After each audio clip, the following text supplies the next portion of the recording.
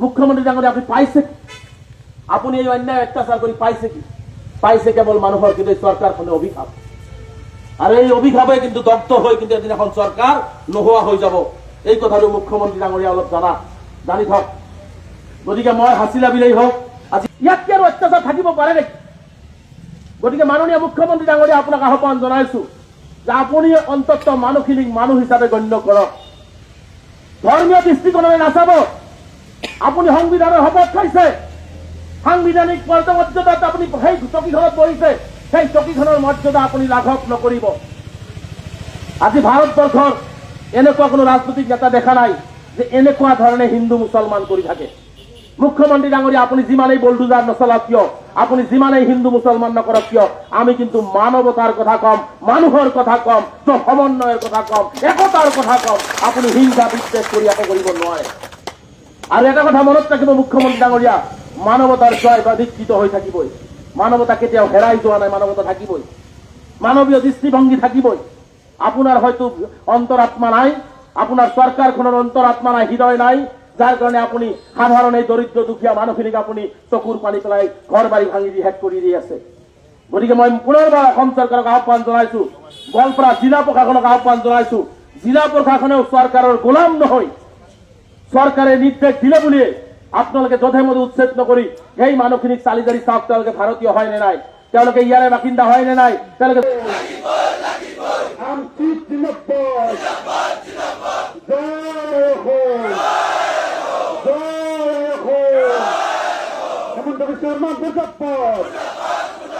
এখন সৰকাৰ হায় হায় উচ্ছেদিত ক্ষতিপূৰণ দিয়ক বিৰুদ্ধে তেওঁলোকৰ বিৰুদ্ধে নহয় যাতে মানুহখিনিৰ সংস্থাপন দিয়ে সেই লৈ যিটো ইয়াতে আন্দোলন কৰিছে তাৰ কাৰণে মই তেওঁলোকক শলাগ জনাইছোঁ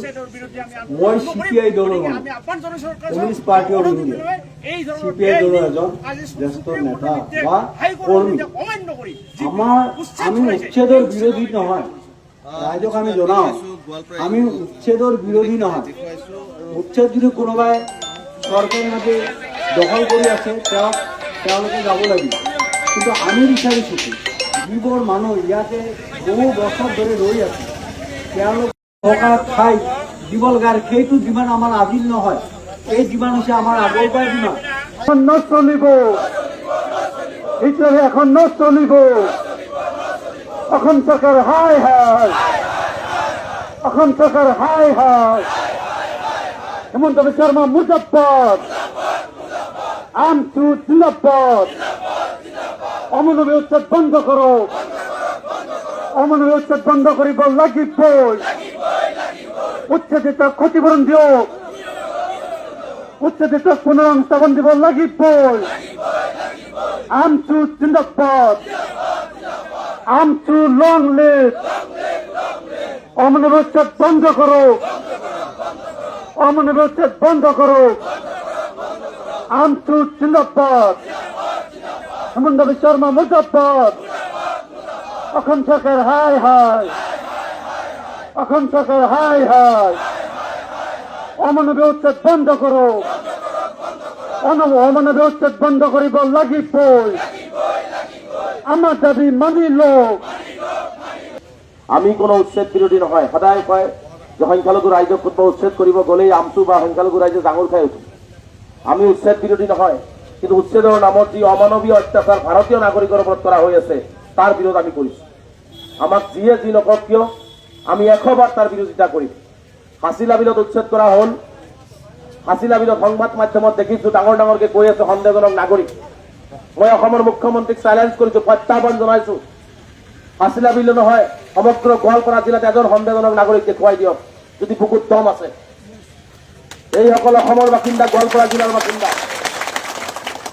আপুনি মুখ্যমন্ত্ৰী আপোনাৰ দ্বাৰা মিছা কথা ক'ব নাপায় সংবিধানৰ শপত খাই অসমৰ সকলো ৰাইজৰ মুখ্যমন্ত্ৰী হৈ আদৱানীক আপুনি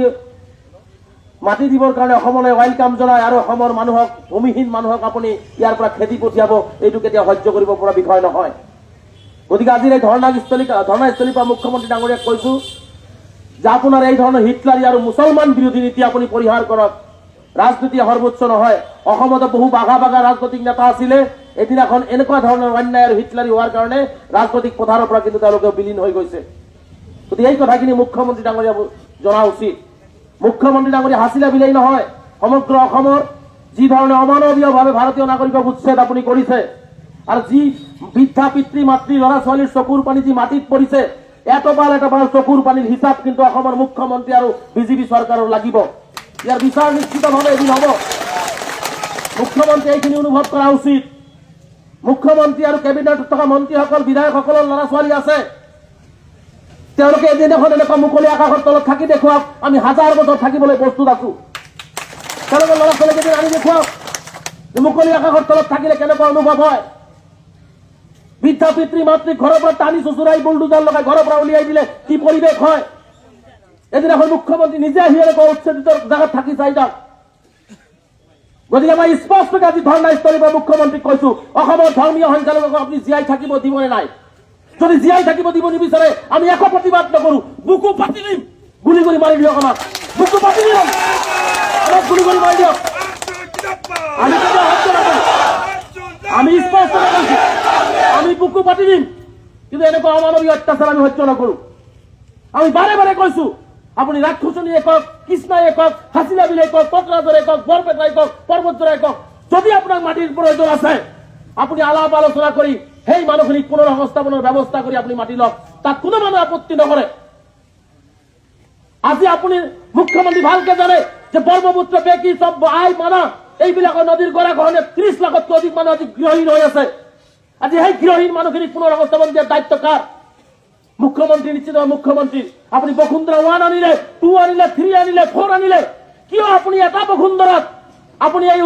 মানুহখিনিক উচ্ছেদ কৰাৰ আগত তেওঁলোকক মাটি দিয়াৰ ব্যৱস্থা গ্ৰহণ নকৰিলে? কেৱল মাত্ৰ আমি ধৰ্মীয় সংখ্যালঘু, আমি মুছলমান ধৰ্মত জন্মগ্ৰহণ কৰি কি আমি পাপ কৰিছো নেকি? আমি পাপ কৰিছো নেকি? গতিকে মই মানৱীয় দৃষ্টিকোণেৰে মুখ্যমন্ত্ৰীক আহ্বান জনাইছো, অলপমান তিলমান মানৱতা ৰাখক, মানৱতাৰ ৰাজনীতি কৰক, মানৱতাৰ ৰাজনীতি কৰক, মানৱীয় দৃষ্টিৰে ৰাজনীতি কৰক, মানুহৰ ৰাজনীতি কৰক, হিংসা বিদ্বেষ ঘৃণাৰ ৰাজনীতি নকৰিব।